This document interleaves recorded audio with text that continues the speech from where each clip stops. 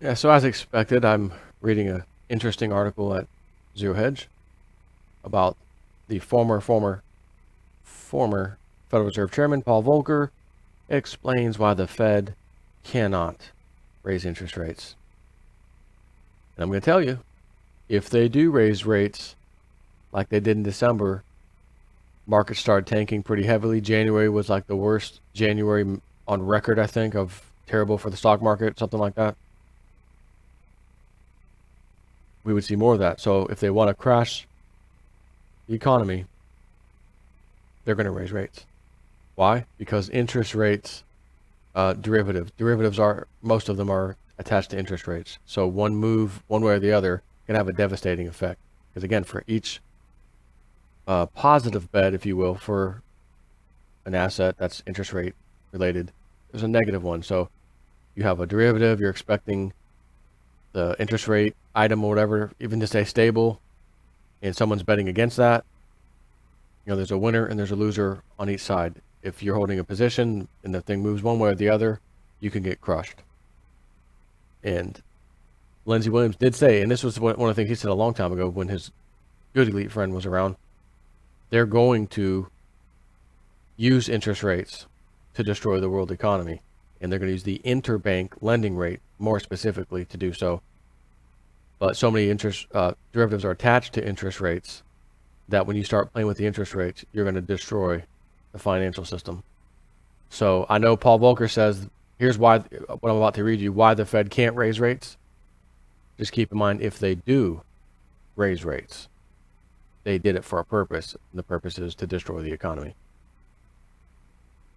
In an op-ed posted by Paul Volcker and Peter Peterson in the New York Times, the two financial titans start off by pointing out just how strange the current presidential campaign is in its historical context.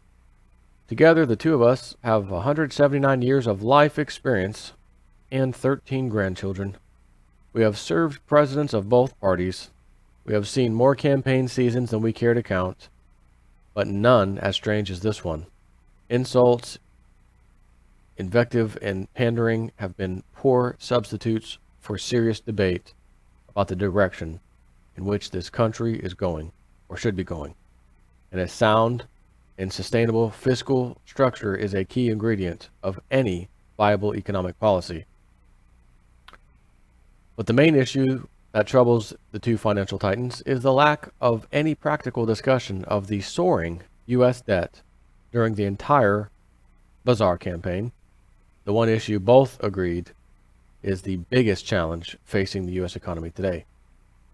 So he said, yes, this country can handle the nearly $600 billion federal deficit estimated for 2016, but the deficit has grown sharply this year and will keep the national debt at about 75% of the gross domestic product, a ratio not seen since 1950, after the budget ballooned during World War II.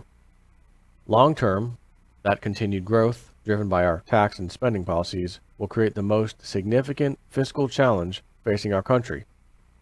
The widely respected Congressional Budget Office has estimated that by mid-century, our debt will rise to 140% of GDP, far above that in any previous era, even in times of war.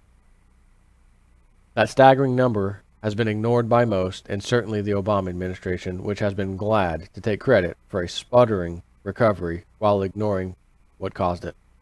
Unfortunately for Obama, just last week it was revealed that none other than the chair of the Democratic Party, Donna Brazile, was peddling fiction when the head of the DNC admitted to John Podesta that the, quote, people are more in despair about how things are. Yes, new jobs, but they are low-wage jobs. Housing is a huge issue. Most people pay half of what they make to rent. That's their comments. That was again, Donna Brazile. Most people in America, so they know. Of course they know, it's the government. They feed you the bullcrap, but they know the real numbers. So according to Donna Brazile, the chair of the Democratic Party, peddling fiction when the head of the DNC admitted to John Podesta, right? Most people pay half of what they make to rent. So you make whatever is it per year, or in this case per month, half of that is going to your rent. That is not even kind of how it's supposed to go. Okay? It should be, and these days they'll say, we need you to, if you want to apply for this rent, this house, rent, whatever, you must show that a third of your income, if the rent's a third of your income, that's okay. If it's any more than that, not okay. You're going to have to make more money or find a lower priced house to rent. So what would be ideal, honestly, in an ideal world, a quarter of your paycheck should go to that. Okay? That's really what it should be. Of course, it depends on what a quarter of your paycheck is. You're making $100,000 a year. That might be a little much to be paying, an average person should be able to live somewhere, generally speaking, on average wages in this country for a quarter is what I'm trying to tell you. A quarter of their income. That's how it should be. I know that ain't even kind of how it is. I just read. Most people have to pay half of what they make to rent. While the reality of the recovery was set to emerge sooner or later, the U.S. debt continues to grow, and as of Friday, hit an all-time high of $19.785 trillion now, just $214 billion away from a nice round. Is this a mistype? 30 trillion? Yeah, 20 trillion. They mistyped that, but 30. Nearly doubling under President Obama, and worse, starting to accelerate again, despite the lack of any apparent economic crisis that demands a surge in debt issuance. Of course. Back to the Volcker-Peterson lament, in which the two point out that, unfortunately, despite a brief discussion during the final presidential debate, neither candidate has put forward a convincing plan to restrain the growth of the national debt in the decades to come. They said, throughout the campaign, Donald J. Trump has called for a combination of deep tax cuts that appear to far exceed proposed spending reductions at the clear risk of substantially increasing the ratio of debt to GDP. Hillary Clinton has set out more balanced and detailed proposals, but they would still fail to stabilize and reduce our debt burden. Whoever wins, the new president will eventually face fiscal realities that force him or her to develop strategies for decreasing the national debt as a share of the economy over the long term. Still, one can't really blame the government for continuing its debt-funded spending spree. Despite protests to the contrary, after all rates are so low, it would be irrational not to take advantage and add on more debt. However, it is here that the punchline from the Volcker op-ed kicks in and explains why the Fed is stuck and will find it next to impossible to hike rates.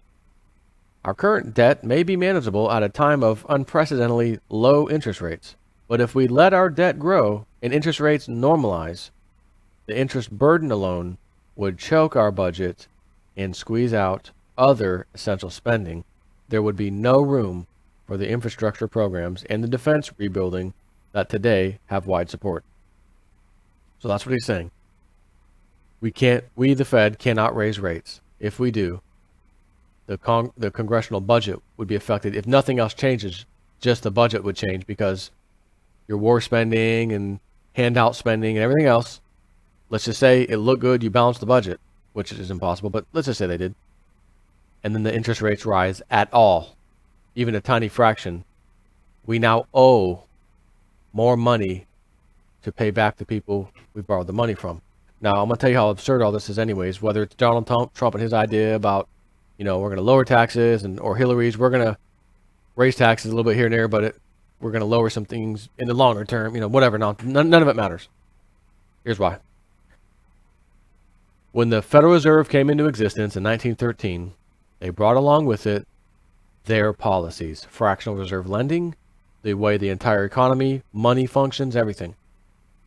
And that is, we will borrow as a country.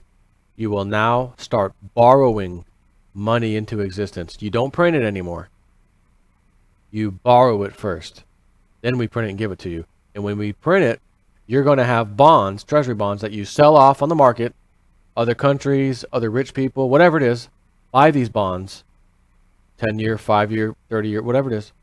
And then you're going to pay them for however long that bond is good for. You're going to pay that interest to them the whole time. And then when it's due, when you owe it to them in full, hey, my 30 years is up. I had a 30-year bond. We've been paying you interest for 30 years, sucker. Yeah, I know. I loved it. Now here's the full amount back. Here you go. Here's the full amount for you. So if a dollar is printed, right? Follow me. This is super hard math. You know, a small child could probably figure this out. If you have a dollar, matter of fact, how about an example? And I'm going to make this an easy one. This little silver coin right here, let's just say this has a face value. This is worth exactly $1 US. Okay?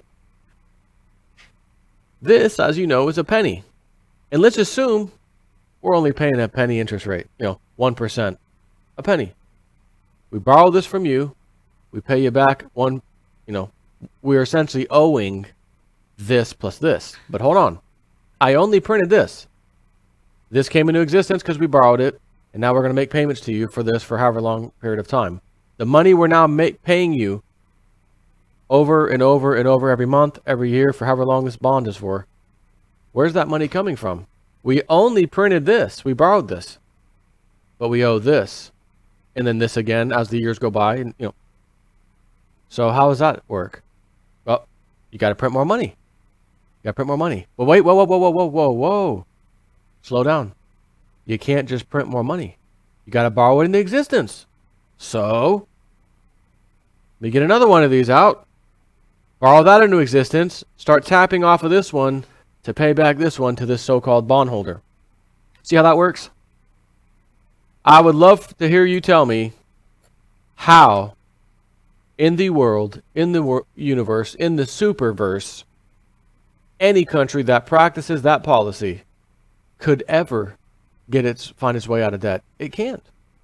You have to print money and then the interest is owed immediately. It's there. It's on the books. So you got to print more money to pay the interest plus use it for new spending. And then you have this recurring bill you owe. It's interest like a credit card. It's exactly like a credit card. You pull out 10,000. Oh, you're going to make, and of course the credit card, 12%, 20%, 19%, whatever it is. You have all that. And you're just making some of these small payments, right? You're not paying big chunks off. So by the time you look at however long it took you to pay that 10,000 off, don't be shocked if you look over there and say, oh my God, I paid $25,000 back on 10,000 that I borrowed? Oh my God, that was crazy. I didn't realize. That's because you're making these little payments. You don't really recognize it. You're not calculating all the interest you're paying. So, essentially, you can never get out.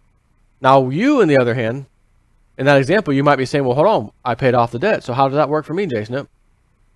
You're not borrowing your paycheck to pay that back. You're not borrowing your paycheck. You're actually working. You're doing labor. Your labor is being rewarded by money. That money you have essentially is given to you interest free, right? You're not borrowing it into existence. You got a paycheck today. Oh, I made $500 this week. Cool. That's my paycheck. $500. Okay, here we go. Great. Got my $500, and I owe some debt over here. Paid off, right? Or make the payment. That's different.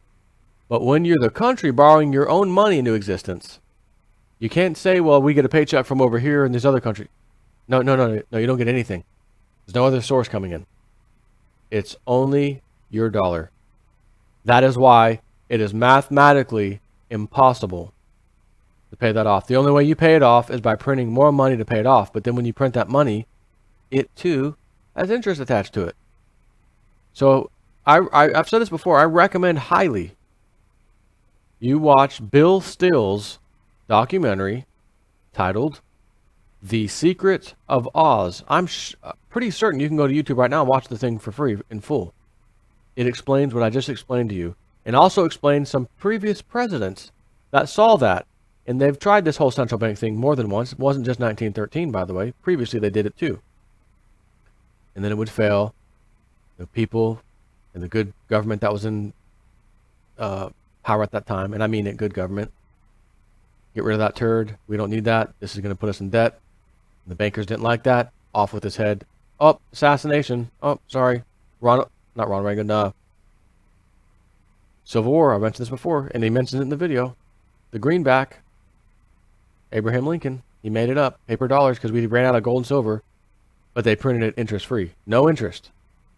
Just print the money. It has value because we said it does, right? Like the Constitution says, Congress sets the value, and they did, and everyone, they used it. They accepted it. He said, man, this was working so good. Let's keep using this. Why go back to this old system? This thing works. This is great. Interest-free money. We don't have to borrow it. We just print it and pay off everything. He goes on to tell you, everything you pay taxes on, you wouldn't have to pay property tax anymore.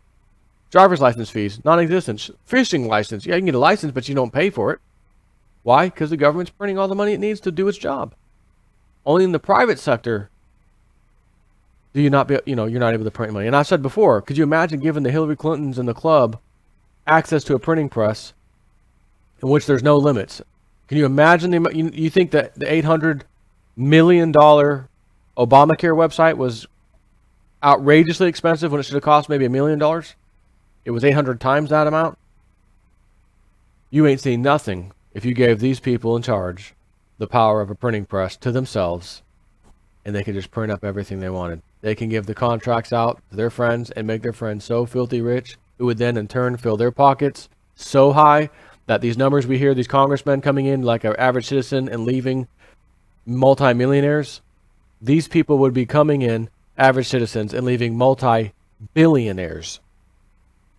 And the big banks and the club, they wouldn't be multi-billionaires. They would be trillionaires. Okay? So we got a problem there too. However, even in that system, when the government pays for everything, wouldn't you like to know if you fall in hard times? Well, at least they can't take my house because I didn't pay my taxes. It's paid in full. Oh yeah, that would be nice, wouldn't it? Well, I suggest you watch that video. It's a really, really good documentary. The Secret of Oz. Take care.